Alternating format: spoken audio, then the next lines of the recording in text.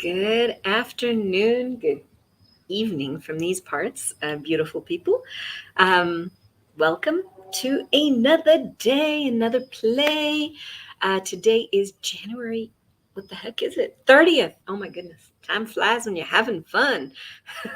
Today is January 30th, and this is just a little musing and a little contribution. And how does it get any better than that? So I was asking myself a question prior to going live. What contribution could I be? See, one of the gifts, um, I do have an ADD brain, so I'm firing off in different directions. I go off on 10 million tangents, and I've come to recognize that there is a gift in it. Yeah, may need to have like ADD in a brain that follows 10 stories at a time to be able to follow it, I suppose. But it's a different way of communicating, I suppose, but it's me. And so, how does it get any better than that?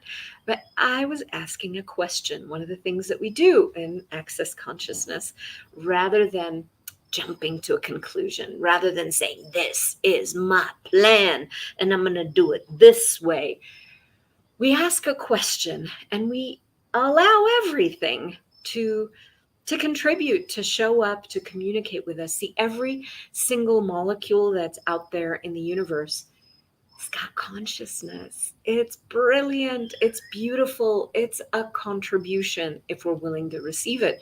So we don't ask to get an answer. It's not like we're going to hear the voice of heavens speaking out to us and saying, let it be this topic. No, I'm talking about that.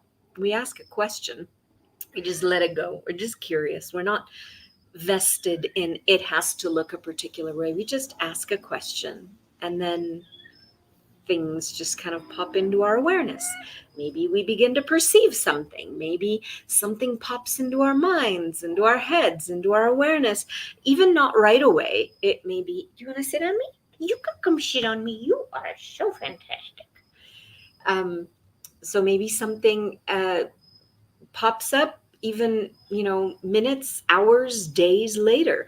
But when we ask a question and we're not so busy making it so significant and so meaningful, and so it has to be a particular way, the universe has room for the universe has room, and we open our receiving, we open our allowance, we open our willingness to hear the whispers, to follow the energy. We begin to perceive other possibilities beyond anything that this little tiny computer that's quite limited and generally based on the past or what we've seen other people do. Yeah, other things are able to show up in our awareness, on our menu of possibilities and choices. And it's really, really cool. So when I sat down today, although that is a pretty good musing and contribution too, but when I sat down today, I was asking myself, what could I speak about? What could contribute something greater today? And even just that did. But I'll also say, and this could probably have an entire long exploration in and of itself. Where have we stopped recognizing the magic that we be, the magic that our ask is in the world? Where have we turned down the volume on our desires, on what we'd like to have, what we'd like to be, what we'd like to experience, what we'd like to create? Because as little kids, I don't know if you remember when you were a little kid, but when you were a little kid, you just wake up in the morning and, oh, I'd like this, and oh, I'd like to be a dancer when I grow up, or an actress, or this or that or the other, before the world tells us that, no, you're asking for too much. No, you have to settle. No, you're not worthy of this. Nobody else has done this. Therefore, why do you think you can? We disconnect from the truth of us, from who we be, which is actually willing to honor the magic that our ask is, that our desire is, that our knowing is. We forget that. And so we become more like the rest of the world rather than really tuned in to what we know. And when we're not being us in that sense, we're trying to make other people's lives, other people's limitations, other people's perspectives and points of views and rules and regulations and whatever you want to call it, their sort of little box of reality. We try to make that so real and true. We try to make ourselves fit like that. We try to make ourselves work that way. And so we're using a lot of force against us. We're using a lot of force to shut down, to compress, to repress, really, the magic that we be. So, what would it be like if you began each day to allow yourself even just 1% more than the previous day? Of course, you could also do 70% more, but that's up to you. Like, how weird and different and wacky would you like to be? And the weirder you're willing to be, the more out of control you'd be willing to be. In other words, the rest of this universe doesn't get to pull on your puppet strings. You don't even have any puppet strings, because you get to choose and you get to decide and you get to ask and you get to wonder and you get to play and you get to show up how in the heck you'd like to show up, not what this reality dictates you should show up as. So it's really, really interesting, especially in this day and age's cancel culture, I think it's called, where if you're doing anything that's not quote unquote approved of, you get banned. So that's kind of funny. But that's also an interesting point of view. Who could you be beyond all of that? Who could you be that would melt all of that? Who could you be that wouldn't even care about any of that and would just choose what you would like to choose? That would just include what would be fun for you, what would work for you, what would be exciting for you. And just notice when you're willing to entertain the possibility, even 1%, that you might be magic, that ask and you shall receive might be a thing, that if you stopped turning the energy down on you, there'd be something amazing out there that you'd become aware of. You'd actually get to know you, because all that other stuff hasn't been you. So if it's not you, it's a lie. And we can't make a lie a truth. Even if we shout it with megaphones and march and chant and, whatever else we see people doing all around us, still can't make a lie a truth.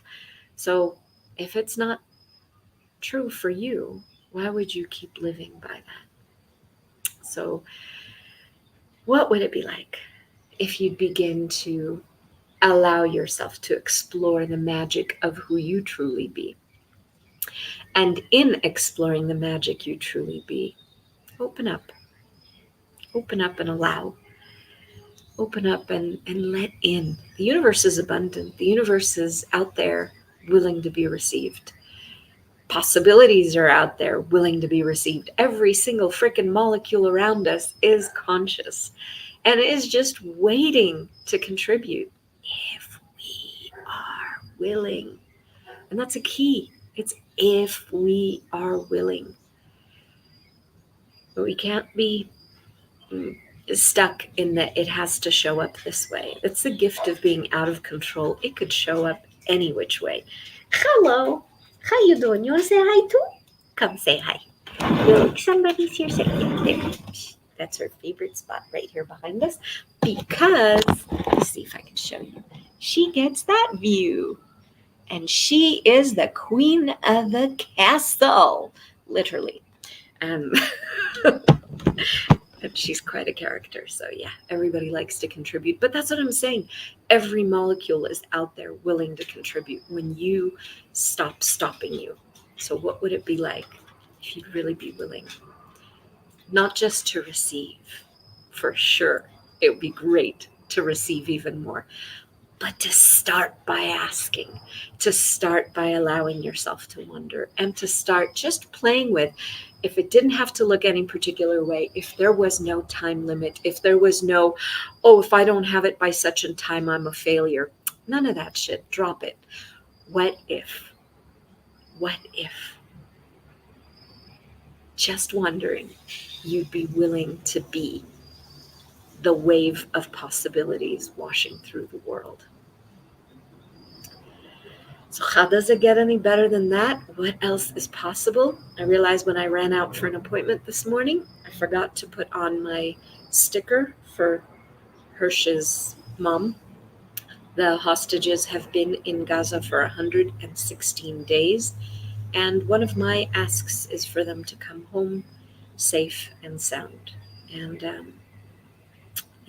I generally call attention to that in every video, because why not? How does it get any better than that? What else is possible when we're willing to truly be the magic that we can be, and the invitation to possibilities that we are in the world when we're being us? So, thank you. Have a beautiful evening. And let me see if you can see a better view of what? Of the volcano. That is a volcano behind me. Ooh, look at that one over there. Hold on. Look at behind the. Let me see. Can you see that one? No. Hold on. Where are you? There. Volcán de. No. That's kind of funny.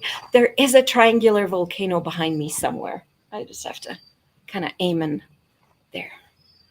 You can kind of see it behind the kumquat tree and under the leaves of there's the kumquat. You can see it better on Instagram than on anything else. But anyway, walking into my desk.